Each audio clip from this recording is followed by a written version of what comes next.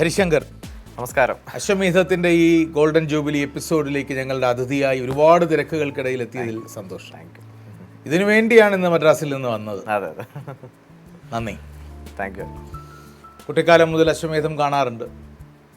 ഒരുപാട്.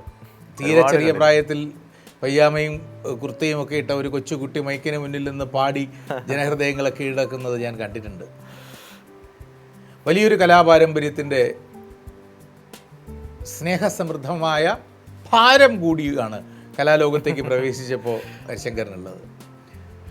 മലബാർ ഗോപാലൻ നായർ എന്ന ആദരണീയനായ സംഗീതജ്ഞൻ മുതുമുത്തച്ഛൻ, Omanakutty teacher, Shri M G Radhakrishnan, Shri M G Sreekumar എന്നിവർ മുത്തശ്ശന്മാർ.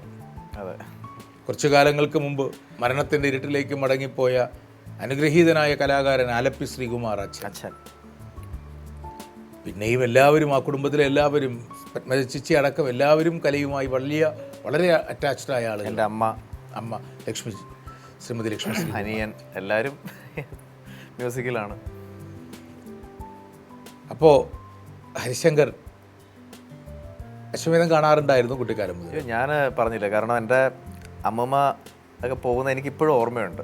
അമ്മമ്മ എനിക്കൊന്ന് അന്ന് ജയിച്ചിട്ടാണ് വന്നത്. എന്നിട്ട് അത് ഇപ്പോഴും പറയാറുണ്ട്, ഞാൻ ജയിച്ചു, നീ അതുകൊണ്ട് ഭയങ്കര ടഫായിട്ടുള്ളതൊക്കെ എടുത്തിട്ട് പോകണമെന്ന് പറഞ്ഞു. ഞാൻ പറഞ്ഞു, ആദ്യം എനിക്ക് പഠിക്കാൻ പറ്റുന്നത് ഞാൻ എടുത്തിട്ട് പോവാം.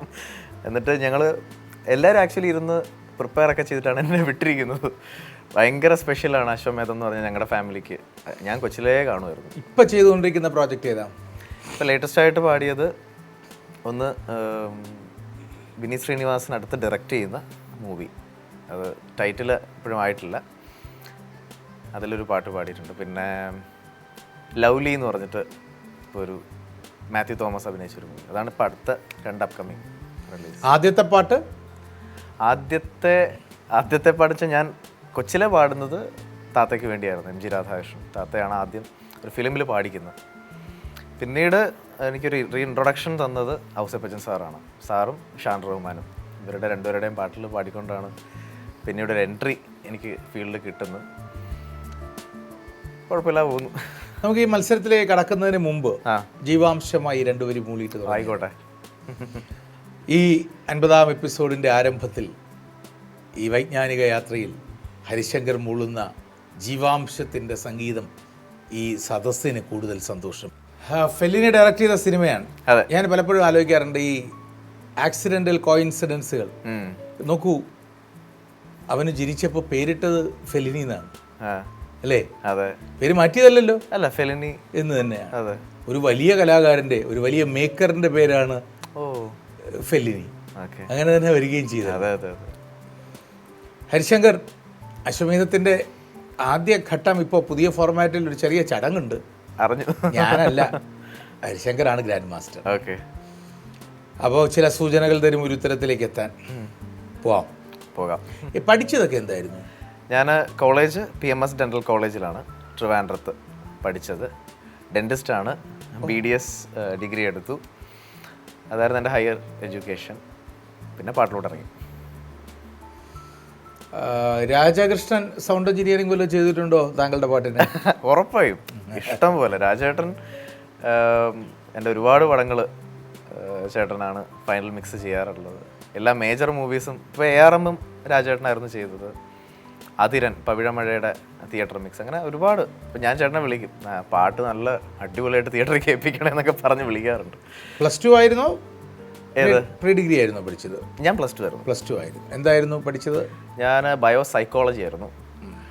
പക്ഷേ എന്തിനായിരുന്നു ഞാൻ പഠിച്ചതെന്നൊന്നും എനിക്കറിയില്ല. മാത്സ് എനിക്ക് കുറച്ച് പ്രയാസമായിരുന്നു. അതാണ് ഞാൻ സൈക്കോളജി എടുത്തത്. ബട്ട് എനിക്ക് ഈ പറഞ്ഞ പോലെ അന്ന് മെഡിസിൻ. എനിക്കാണെങ്കിൽ താങ്കളെ ഒന്ന് കുഴപ്പിക്കണമെന്ന് വലിയ ആഗ്രഹമുണ്ട്.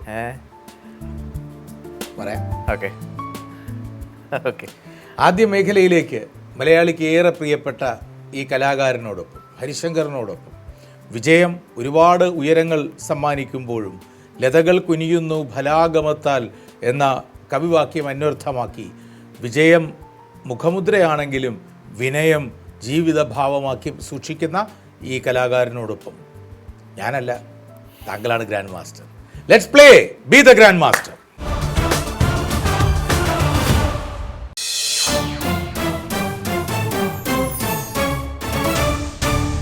എന്തായാലും പാട്ട് പാടി എനിക്ക് പാട്ടുകാരെ എനിക്ക് തീരെ ഇഷ്ടമല്ല. എനിക്ക് അറിവുള്ളവരെ തീരെ ഇഷ്ടമല്ല. ഭയങ്കര അറിവുള്ളവർ. പാട്ടുകാരോടുള്ള അസൂയ പോലെ വരെയില്ല. ആകെ അസൂയ തോന്നുന്നത് പാട്ടുകാരോടാണ്. അത് ശരി. ഏതോ സിനിമയിൽ പറയുന്നത് പോലെ നല്ല തല്ലുകാരോടും പാട്ടുകാരോടും പറയുന്നത് പോലെ. ചുമ്മാ പറഞ്ഞതാ കേട്ടോ. രാഷ്ട്രീയ ചേട്ടൻ്റെയൊക്കെ സംഗീതം എന്ന് പറഞ്ഞാൽ നോക്കൂ, ഗദ്യ കവിതകൾ കൂടുതൽ എഴുതിക്കൊണ്ടിരുന്ന, കഴിഞ്ഞ ദിവസം ഞാൻ പറഞ്ഞ ഒരു കവിയുണ്ട് പഴയുള്ള മേശൻ, അദ്ദേഹത്തിൻ്റെ ഒരു ഗദ്യ കവിത ആണ് കൂടുതൽ എഴുതിക്കൊണ്ടിരുന്നത്. അദ്ദേഹത്തിൻ്റെ ഒരു കവിത ഒരു ചെറുപ്പക്കാരൻ, ഒരല്പം വിക്കൊക്കെ ഉള്ള ചെറുപ്പക്കാരാണ്, ആലോചിച്ച് നോക്കണം, ചെറിയ സ്റ്റാമറിങ് ഒക്കെ ഉള്ള, എന്നാൽ നന്നായി പാടുമ്പോൾ വിക്കില്ല, ഒരു ചെറുപ്പക്കാരൻ അതിനൊരു സംഗീതം വേണമെന്ന് ആവശ്യപ്പെട്ടു. ആ കവിത കൊണ്ട് കൊടുത്തപ്പോൾ ആ കവിത രാധാകൃഷ്ണൻ ചേട്ടൻ സംഗീതം പകർന്നു. കേരള സർവകലാശാലയുടെ ലളിതഗാന മത്സരത്തിൽ 1ാം സമ്മാനം നേടി ഞങ്ങൾ പഠിക്കുമ്പോൾ കുട്ടി. അവൻ്റെ പേര് ഗോകുൽ എന്നായിരുന്നു.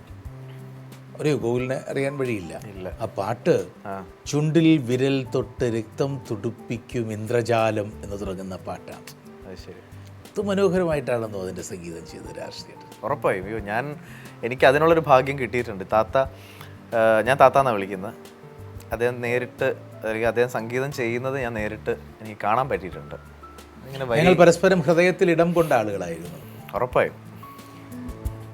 മണിച്ചിത്രത്താഴിലെ ആയാലും ഒക്കെ